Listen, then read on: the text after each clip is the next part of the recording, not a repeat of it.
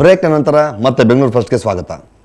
Coffee tea ನಾಲ್ಗೆ ಸುಡ್ತಾ ಇದೆ, ಮೊಸರನ್ನ ತುಂಬ ಖಾರವಾಗಿದೆ. ಅಯ್ಯೋ ಇದ್ಯಾಕೆ ಹೀಗೆ ಅಂತೀರಾ? ಹಾಲು ಮೊಸರು ದರ ಏರಿಕೆಯಾದ ಹಿನ್ನೆಲೆಯಲ್ಲಿ ಇದೀಗ ಹೋಟೆಲ್ನಲ್ಲಿ ಕಾಫಿ ಟೀ ದರವು ತುಟ್ಟಿಯಾಗಿದೆ. ಮೊಸರನ್ನ, ಊಟ, ರೈಸ್ ಬಾತ್ ಬೆಲೆ ಕೂಡ ಏರಿಕೆಯಾಗಿದೆ.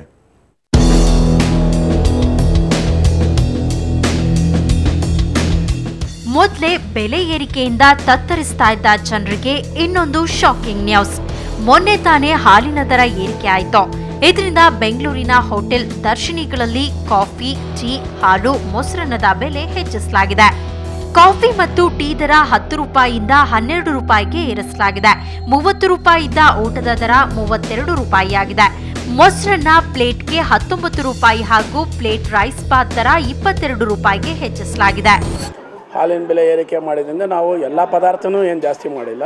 ಹಾಲಿಂದ ಯಾವ್ದು ಮಾಡ್ತೀವಿ, ಲೈಕ್ ಕಾಫಿ, ಟೀ ಆಗಿರ್ಬೋದು, ಮೊಸರನ್ನ, ಮೊಸರೊಡೆ, ಮತ್ತು ಊಟದಲ್ಲಿ ಮೊಸರು ಸರ್ವ್ ಮಾಡ್ತೀವಿ. ಸೊ ಈ ಸೆಲೆಕ್ಟೆಡ್ ಐಟಮ್ ಮೇಲೆ ನಾವು ರೇಟನ್ನು ಜಾಸ್ತಿ ಮಾಡಿದೆ. ಮತ್ತು milk based sweets, khoa, paneer ಇದೆಲ್ಲ ಬೀಳೋದ್ರಿಂದ ಅದರ ಬೆಲೆ ಎಲ್ಲ ಸ್ವಲ್ಪ ನಾವು ಜಾಸ್ತಿ ಮಾಡ್ತಾಯಿದ್ದೀವಿ. ಇವಾಗಲೇ ನಿಮ್ಗೆ ಗೊತ್ತಿದ್ದಾಗೆ ಹಾಲಿನ ಬೆಲೆಯನ್ನು 3 ರೂಪಾಯಿಯನ್ನು ಜಾಸ್ತಿ ಮಾಡಿದ್ದಾರೆ. ಮತ್ತು ಕಾರ್ಮಿಕರ ವೇತನ ಕೂಡ ಜಾಸ್ತಿ ಆಗಿದೆ. ಅಂದರೆ ನಾವು ಒಂದು ವರ್ಷಕ್ಕೆ ಸರ್ಕಾರ ಮತ್ತು ನಮ್ಮ ಹೋಟೆಲ್ ಸಂಘ ಇಷ್ಟು ಅಂತ ನಿಗದಿಪಡಿಸ್ತಿದೆ. ಆ ಸ್ಯಾಲ್ರಿಯಲ್ಲಿ ಯಾರೂ ಕೆಲಸ ಮಾಡ್ತಾಯಿಲ್ಲ. ಮೋರ್ ದೆನ್ 30% ಕಾರ್ಮಿಕರ ಸ್ಯಾಲ್ರಿ ಕೂಡ ಜಾಸ್ತಿ ಆಗಿದೆ. ಈ ಬೆಲೆ ಏರಿಕೆ ಹೋಟೆಲ್ ಮಾಲೀಕರಿಗೆ ಅನಿವಾರ್ಯವಾಗಿರಬಹುದು, ಆದರೆ ಗ್ರಾಹಕರಿಗೆ ಮಾತ್ರ ಹೊರೆಯಾಗಿದೆ. ಹೌದು, ಖಂಡಿತ ಇದು ಹೊರೆ ಅನಿಸುತ್ತೆ. ಸಾಮಾನ್ಯ ಜನರಿಗೆ ಇದು ಪ್ರತಿ ತಿಂಗಳೇ ಆಗಲಿ ಅಥವಾ ಪ್ರತಿ ವರ್ಷನೇ ಆಗಲಿ ರೇಟ್ ಜಾಸ್ತಿ ಆದರೆ ಖಂಡಿತ ಹೊರೆ ಅನಿಸುತ್ತೆ. ವೇತನ ಇಷ್ಟಿರ್ಬೋದು, ಸಾಮಾನ್ಯ ಒಂದು 5,000 ಅಥವಾ 10,000 ತಗೊಳ್ಳೋರಿಗೆ. ಸೊ ಇದು ತುಂಬ ಹೊರೆ ಅನ್ನಿಸ್ಬೋದು ಅನಿಸ್ತಾ. ಈ ಬೆಲೆ ಏರಿಕೆ ಜಮಾನದಲ್ಲಿ ದುಡ್ಡು ಉಳಿಬೇಕು, ಆರೋಗ್ಯನೂ ಚೆನ್ನಾಗಿರ್ಬೇಕು ಅಂದ್ರೆ ಮನೆ ಊಟನೇ ಬೆಸ್ಟ್. ಇದು ನಮ್ಮ ಪ್ರೀ ಸಜೆಷನ್. ಪವಿತ್ರ ಶೆಟ್ಟಿ, ಸುವರ್ಣ ನ್ಯೂಸ್ 24/7 ಬೆಂಗಳೂರು. ಅಪ್ಪ ಒಮ್ಮೆ ಬಾ ಅಪ್ಪ, ನೀನು ನೋಡಬೇಕು ಅಂತ ಮಗಳೊಬ್ಬಳು ಅಪ್ಪನ ಬರುವಿಕೆಗಾಗಿ ಎದುರು ನೋಡ್ತಿದ್ದಾಳೆ. ಅಪ್ಪನ ನೋಡಲು ಕಾಯ್ತಾ ಇರೋ ಮಗಳಿಗೀಗ 36 ವರ್ಷ. ತಂದೆ ಕಳೆದು ಹೋಗಿ ಬರೋಬ್ಬರಿ 30 ವರ್ಷ ಆಗಿದೆ. ಏನಿದು ಹೊಸ ಕೇಸು ಅಂತ ಅಚ್ಚರಿ ಪಡಿಬೇಡಿ, ಈ ವರದಿ ನೋಡಿ.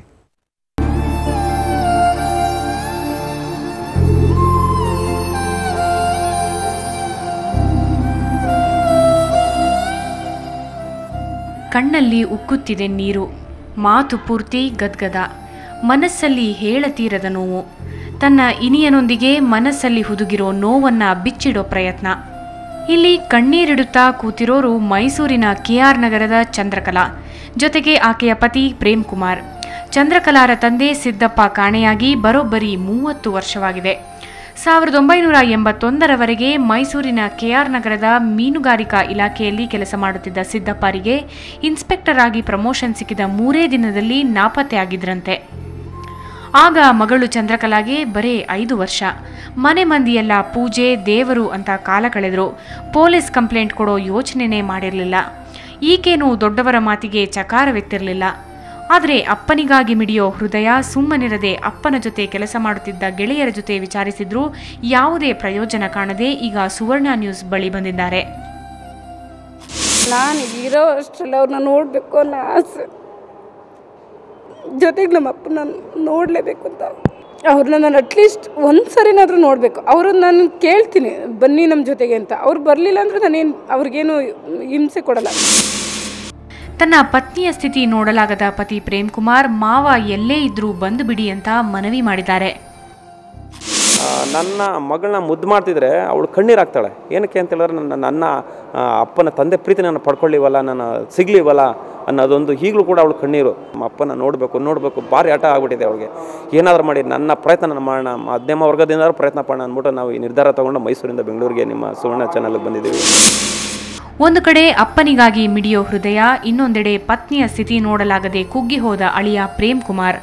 ಇವರ ನೋವಿನ ಕೂಗು ಸಿದ್ದಪ್ಪರಿಗೆ ಕೇಳಿ ಅವರು ಆದಷ್ಟು ಬೇಗ ಅವರ ಕುಟುಂಬ ಸೇರಲಿ, ಅಲ್ಲಿ ಸಂತೋಷದ ಅಲೆ ಹರಿಯಲಿ. ಶ್ರೇಯಾ ಶೆಟ್ಟಿ, ಸುವರ್ಣ ಸುದ್ದಿವಾಹಿನಿ, ಬೆಂಗಳೂರು.